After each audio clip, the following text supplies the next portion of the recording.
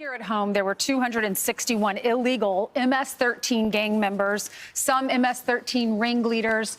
Donald Trump is calling them terrorists because many of them don't have America's best interest in mind, and they're here illegally. So he puts them on planes, he sends them to El Salvador, and in the middle of those flights, a judge says, no, you have to stop, you have to turn these planes around. And then Donald Trump says, well, they're not in American airspace anymore, so it's too little too late. The judge is now giving Donald Trump until noon today to file briefings and to answer these 4 questions. Do you want to read these questions? Yeah, so he has a few questions. He says that he wants to know how many planes departed the United States at any point on Saturday carrying any people being deported solely on the basis of this proclamation. He also wants to know how many people in the category were on each plane, what foreign country or countries did these planes land in, and what time did these planes take off from the United States and from where?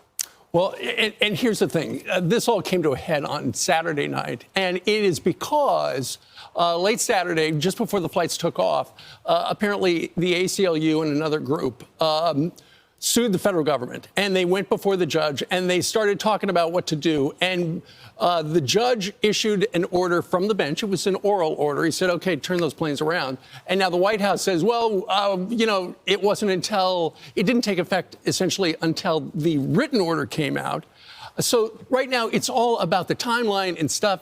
Ultimately, what the judge wants to know is whether or not that original lawsuit where the ACLU filed against the federal government to keep 5 Venezuelans off the plane. He wants to know whether or not those people went on the plane. From what I've read, it sounds like they did not make the trip.